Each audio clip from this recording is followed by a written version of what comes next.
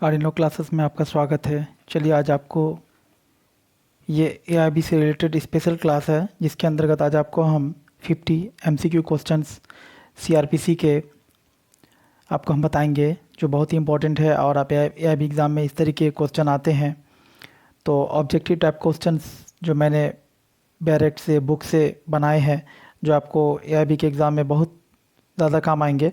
तो इस वीडियो को आप देखें, पॉइंट टू पॉइंट आपको हम बताएंगे कि किस सेक्शन से किस तरीके से क्वेश्चन पूछे जाते हैं, कैसे ऑब्जेक्टिव क्वेश्चन बनते हैं, वो आपको बता रहे हैं। अगर इस चैनल पे आप नए हैं तो चैनल को लाइक एंड सब्सक्राइब करें। अगर आपने एआईबी से रिलेटेड प्रीवियस वीडियो नहीं देखा है तो प्लेलिस्ट में जा कर के आप देख सकते हैं। तो सबसे पहले हम ये समझते हैं कि सेक्शन 2E जो सीआरपीसी का क्या डील करता है। एनी स्टेट हाई कोर्ट और यूनियन टेरिटरी, किसी स्टेट में हाई कोर्ट होगा और यूनियन टेरिटरी के अंदर का जो हाई कोर्ट होगा उसको डील करता है सेक्शन 2E ऑफ सीआरपीसी। ठीक है, नेक्स्ट क्वेश्चन देखते हैं। इंक्वायरी मीन्स मतलब क्या होगा? Every inquiry other than a trial by magistrate और कोर्ट, है ना। ट्रायल को छोड़ करके every inquiry other than a trial किसके द्वारा कंडक्ट किया जा रहा है? मजिस्ट्रेट के द्वारा या कोर्ट के द्वारा, तो उसको हम क्या कहेंगे? इंक्वायरी कहेंगे। क्लियर है। अब देखते हैं सेक्शन 2H ऑफ सीआरपीसी। जब सीआरपीसी का सेक्शन 2H हम देखते हैं तो वहाँ पे आपको क्या टर्म आता है? इन्वेस्टिगेशन। क्या आता है? इन्वेस्टिगेशन। क्लियर है। इससे पहले मैंने आपको इंक्वायरी बताया था, अभी क्या बता रहे? इन्वेस्टिगेशन। तो इंक्वायरी हमेशा क्या होता है ना, कोर्ट के द्वारा, मजिस्ट्रेट्स के द्वारा या जज के द्वारा किया जाता है। लेकिन इन्वेस्टिगेशन किसके द्वारा किया जाता है? पुलिस ऑफिसर के द्वारा। क्यों किया जाता है? एविडेंस को कलेक्ट करने के लिए। ठीक है, किसके द्वारा इन्वेस्टिगेशन किया जाएगा? पुलिस अफसर के द्वारा। और क्यों किया जाता है? एविडेंस कलेक्ट करने के लिए। क्लियर है। ठीक है, अब नेक्स्ट क्वेश्चन की तरफ बढ़ते हैं।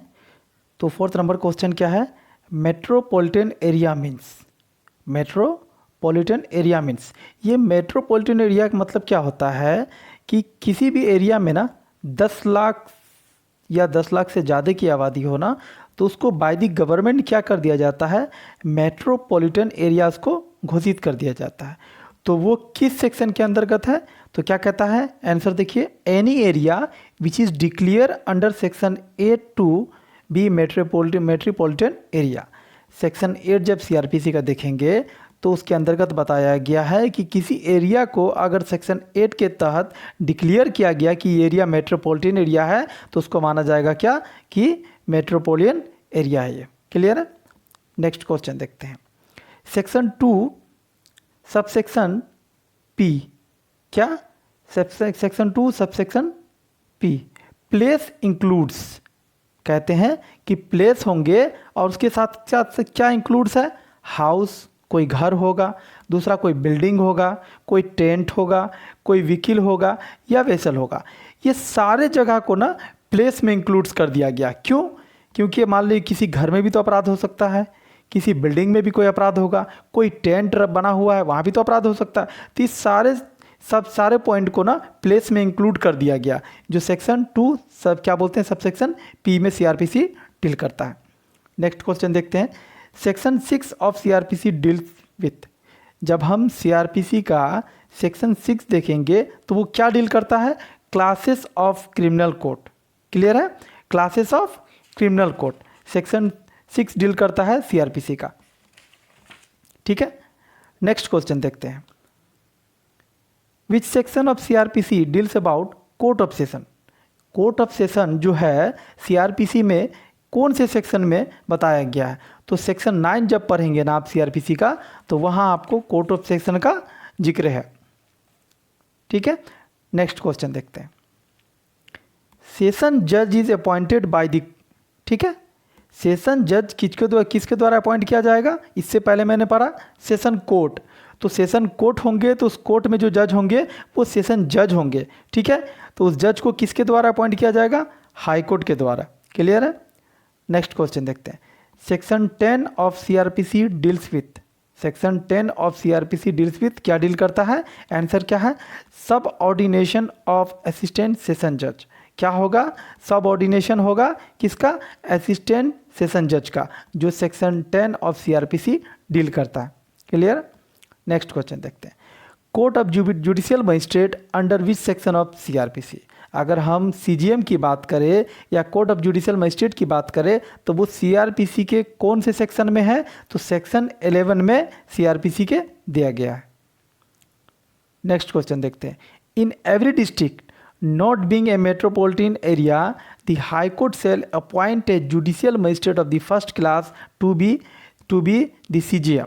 ठीक है, तो हर एक डिस्ट्रिक्ट में क्या करेगा, हाई कोर्ट अपॉइंट करेगा judicial magistrate of the first class to be a CGM. तो वो किस सेक्शन में है, सेक्शन 12 ऑफ सीआरपीसी इसको डील करता है। क्लियर है। नेक्स्ट देखते हैं। Under which section of CrPC deals about special judicial magistrate.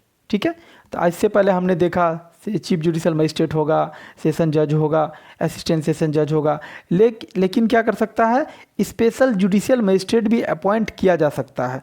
तो वो किस सेक्शन के अंतर्गत है, सेक्शन 13 ऑफ सीआरपीसी। जब हम धारा 13 देखेंगे सीआरपीसी का, उसके अंतर्गत ये प्रोविजन है। नेक्स्ट क्वेश्चन देखते हैं। Executive magistrate under which section of CrPC. Executive magistrate किस सेक्शन में दिया गया सीआरपीसी के, तो सीआरपीसी के सेक्शन 20 में धारा 20 में दिया गया है। तो एग्जीक्यूटिव मजिस्ट्रेट कौन होता है, डिस्ट्रिक्ट में डीएम होते हैं। क्लियर है। नेक्स्ट क्वेश्चन देखते हैं। Section 24 of CrPC deals with. Section 24 जब सीआरपीसी का देखते हैं तो वो किसकी बात करता है, पब्लिक प्रोसिक्यूटर, जिसको आप कोर्ट में कहते हैं ना पीपी, उसी को कहते हैं पब्लिक प्रोसिक्यूटर। जो गवर्नमेंट्स के तरफ जो एडवोकेट होते हैं क्रिमिनल मैटर में, उसको पब्लिक प्रोसिक्यूटर कहा जाता है। क्लियर है। नेक्स्ट क्वेश्चन देखते हैं।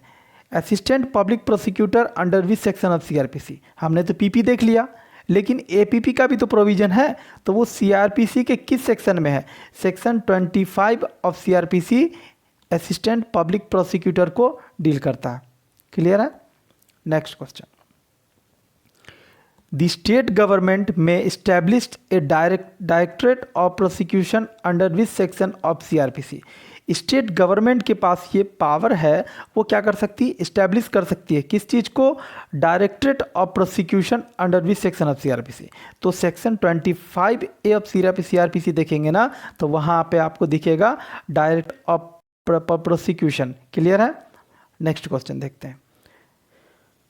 Chapter 3 of CrPC deals with. जब हम सीआरपीसी का चैप्टर 3 देखेंगे तो वहाँ पे क्या डील करता है, पावर ऑफ कोर्ट्स, कि किस कोर्ट्स को कितने पावर है। अगर आप किसी कोर्ट के पावर को देखेंगे, क्रिमिनल कोर्ट के पावर को अगर देखेंगे तो कैसे आप देखेंगे, पनिशमेंट के प्रोविजन में, कि किस कोर्ट को कितना सजा देने का प्रावधान है, वही तो क्रिमिनल कोर्ट का पावर है। अगर आप सिविल कोर्ट में देखें तो किस मामले को कितने तक का मामला सुन सकता है। जैसे कोई निचली अदालत है तो मुंसिफ का अदालत हो गया, या सब जज हो गया, या डिस्ट्रिक्ट कोर्ट हुआ, तो उसके पास अलग अलग पावर है कि इतने का मामला वो सुन सकते हैं। ठीक इसी प्रकार क्रिमिनल मैटर में अगर कोर्ट का पावर को देखना है तो वो कोर्ट कितने साल तक का पनिशमेंट दे सकता है, ये क्रिमिनल कोर्ट का पावर है। तो चैप्टर 3 जब सीआरपीसी का हम देखेंगे ना, वहाँ पे पावर ऑफ कोर्ट्स की बात करता है। क्लियर है। नेक्स्ट क्वेश्चन देखते हैं। Jurisdiction in the case of juvenile under section 27 of CrPC.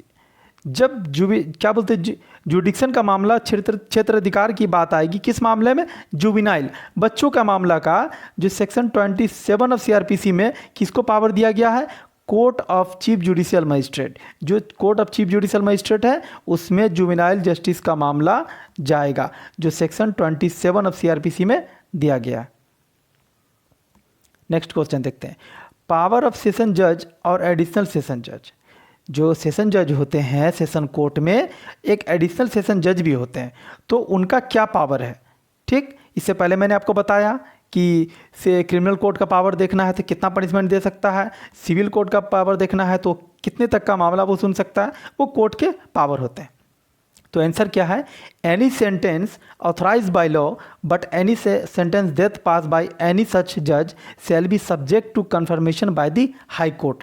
कोई भी सज़ा दे सकता है जो लॉ उसको प्रिस्क्राइब किया है। लेकिन अगर कोर्ट ऑफ सेशन के द्वारा अगर डेथ पनिशमेंट का अगर सज़ा सुनाया गया तो उसको सीआरपीसी के सेक्शन 366 के तहत प्रायर परमिशन लेना पड़ेगा हाई कोर्ट से कि हम इस व्यक्ति को डेथ सेंटेंस सुना रहे हैं, आप इस पर कन्फर्मेशन दीजिए। अगर हाई कोर्ट उसको कन्फर्मेशन दे देगा तो वो डेथ सेंटेंस सुना सकता है, अदरवाइज नहीं सुना सकता। ठीक है, नेक्स्ट क्वेश्चन देखते हैं। पावर ऑफ असिस्टेंट सेशन जज। ठीक है, जो असिस्टेंट सेशन जज होते हैं ना उसका कितना पावर होता है, उसका पनिशमेंट कितने साल का दे सकता है, तो उसके पास पावर क्या होता है, 10 साल तक का वो सजा दे सकता है। नेक्स्ट क्वेश्चन देखते हैं। Power of chief judicial magistrate, जो सीजीएम होते हैं ना उसके पास कितने साल का सजा देने का अधिकार है, तो 7 साल तक का वो सजा दे सकता है। कौन, सीजीएम। नेक्स्ट क्वेश्चन देखते हैं। मजिस्ट्रेट फर्स्ट क्लास के पास कितने साल तक का सजा देने का पावर है, वो देखते हैं। आंसर क्या है, 3 ईयर और फाइन और बोथ, 3 साल दे सकता है या फाइन या दोनों। लेकिन फाइन कितना तक होगा, 10,000 तक होगा। किसके पास, मजिस्ट्रेट फर्स्ट क्लास के पास। क्लियर है। नेक्स्ट क्वेश्चन देखते हैं।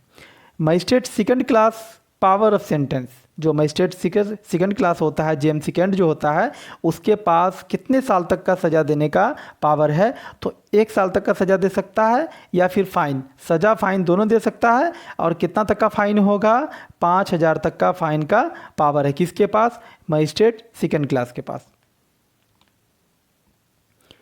नेक्स्ट क्वेश्चन देखते हैं। Which section of CrPC deals about sentence of imprisonment in default of fine. किस सेक्शन के अंतर्गत सीआरपीसी में ये बताया गया है कि कोई व्यक्ति अगर फाइन नहीं दिया जाएगा तो उसको क्या किया जाएगा, सेंटेंस में बदल दिया जाएगा, सजा में बदल दिया जाएगा। तो वो सेक्शन 30 ऑफ सीआरपीसी, जब हम सेक्शन 30 पढ़ेंगे सीआरपीसी का, इसके अंतर्गत दिया गया। नेक्स्ट क्वेश्चन देखते हैं। Which section of CrPC public went to assist magistrate and police. Section, किस सेक्शन के अंतर्गत सीआरपीसी में यह प्रोविज़न दिया गया है कि जब पुलिस या मजिस्ट्रेट को पब्लिक की ज़रूरत पड़ेगी किसी मामला में तो वो उसको उसकी मदद करेंगे। तो सेक्शन 37 ऑफ सीआरपीसी पढ़ते हैं तो यहाँ पे प्रोविज़न है। जैसे मान लीजिए कोई पुलिस ऑफिसर या कोई मजिस्ट्रेट है, कोई चौक चौराहा पे कोई मामला बन गया, वहाँ पे पुलिस को या मजिस्ट्रेट को किसी पब्लिक की सहायता की ज़रूरत पड़ी, है ना, तो वहाँ पे उस पुलिस की वो व्यक्ति जो पब्लिक होंगे वो पुलिस का या फिर मजिस्ट्रेट का वहाँ पे क्या करेंगे, वो हेल्प करेंगे, मदद करेंगे। ये सेक्शन 37 ऑफ सीआरपीसी में प्रोविज़न दिया गया है। नेक्स्ट क्वेश्चन देखते हैं। Under which section of CrPC police में अरेस्ट विदाउट वारंट। किस सेक्शन के अंदर ये कहा गया है कि पुलिस के पास पावर है कि विदाउट वारंट वो क्या कर सकते हैं, अरेस्ट कर सकते हैं। तो सेक्शन 41 ऑफ सीआरपीसी पुलिस को ये पावर देती है कि किसी व्यक्ति को विदाउट वारंट वो अरेस्ट कर सकते हैं।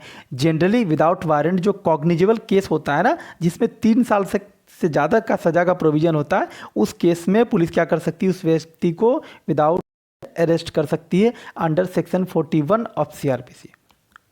नेक्स्ट क्वेश्चन देखते हैं। Which section of CrPC deals about right of arrested person to meet an advocate of his choice. किस सेक्शन के अंतर्गत यह दिया गया है कि पुलिस अगर किसी व्यक्ति को गिरफ्तार किया ना तो उस व्यक्ति को अपने पसंद के वकील से मिलने का अधिकार है। तो section 41D of CrPC. Clear है। Next question. Which section of CrPC gives right arrest by a private person.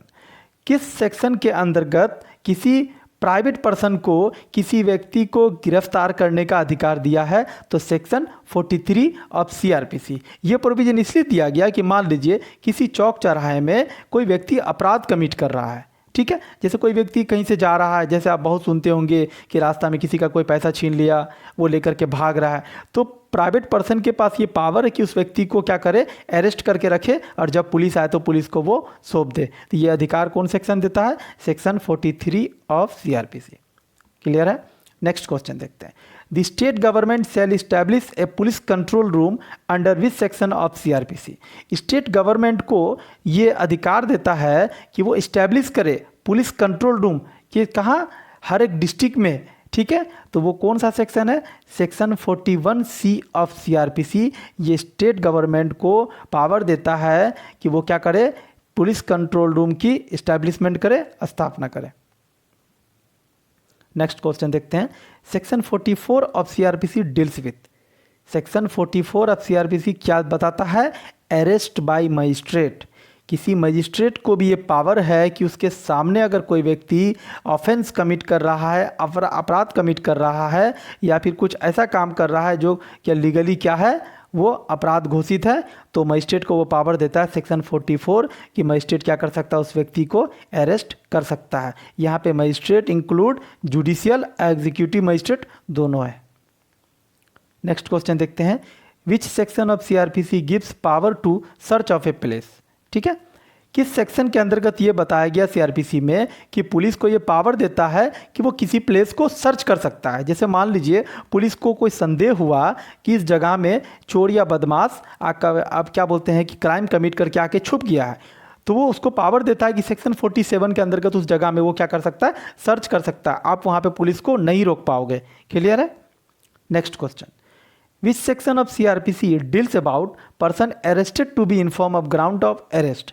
किस सेक्शन के अंतर्गत सीआरपीसी में यह बताया गया है कि पुलिस अगर किसी व्यक्ति को अरेस्ट करते हैं ना, तो उस व्यक्ति को आप ग्राउंड बताएं अरेस्ट का कि आपको हम इस आधार पे अरेस्ट की है। तो सेक्शन 50 ऑफ सीआरपीसी, जब हम धारा 50 देखते हैं सीआरपीसी का, इसके अंतर्गत प्रोविजन दिया गया।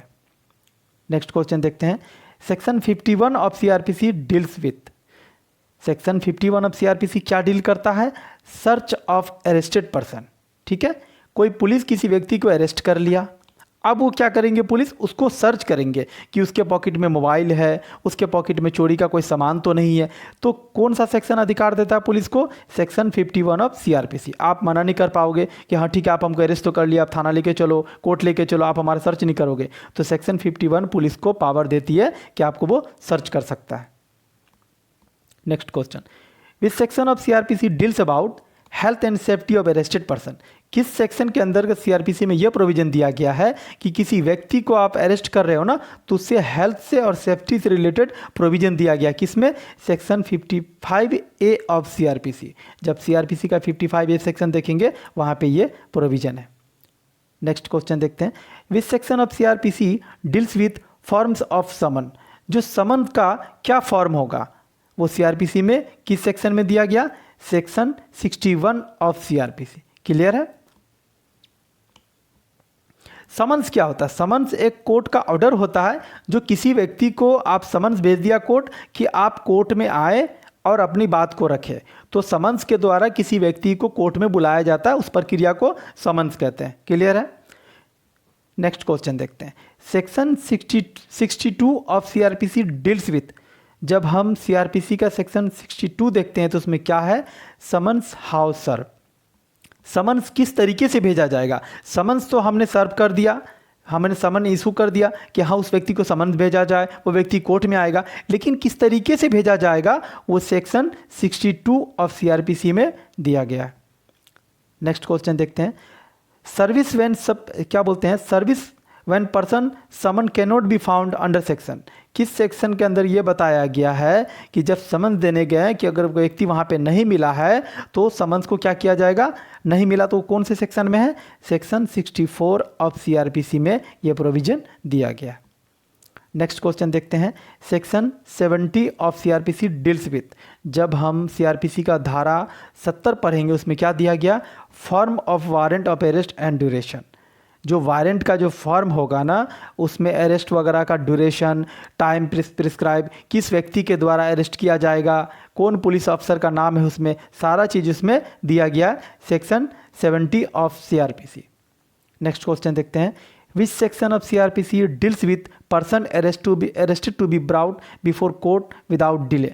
किस सेक्शन के अंतर्गत सीआरपीसी में यह दिया गया किसी व्यक्ति को अरेस्ट किया गया है तो बिना डिले क्या करते हैं कि 24 घंटा के अंदर उस व्यक्ति को मजिस्ट्रेट के पास लेके आना है। तो सेक्शन 76 सीआरपीसी का देखेंगे तो वो प्रोविजन वहाँ दिया गया। नेक्स्ट क्वेश्चन देखते हैं। Which section of CrPC deals about attachment of property of a person absconding. किस सेक्शन के अंतर्गत ये दिया गया है कि सीआरपीसी में अटैचमेंट ऑफ प्रॉपर्टी, किसी व्यक्ति का, कोई व्यक्ति भाग जाता है ना अपराध करके, अब कोर्ट उसको बार बार ढूंढ रही है, वो व्यक्ति आ नहीं रहा है, तो क्या करता है कोर्ट उस व्यक्ति को संपत्ति को कुर्की कर देता है, क्या करता है अटैच कर देता है, ताकि वो व्यक्ति डर से कोर्ट में आ जाए। तो किस सेक्शन के अंतर्गत है? Section 83 of CrPC.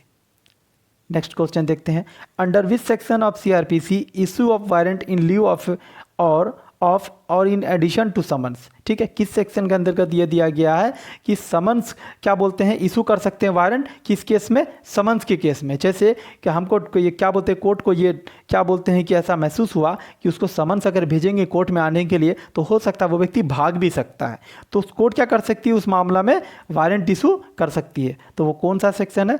Section 87 of CrPC. Clear है?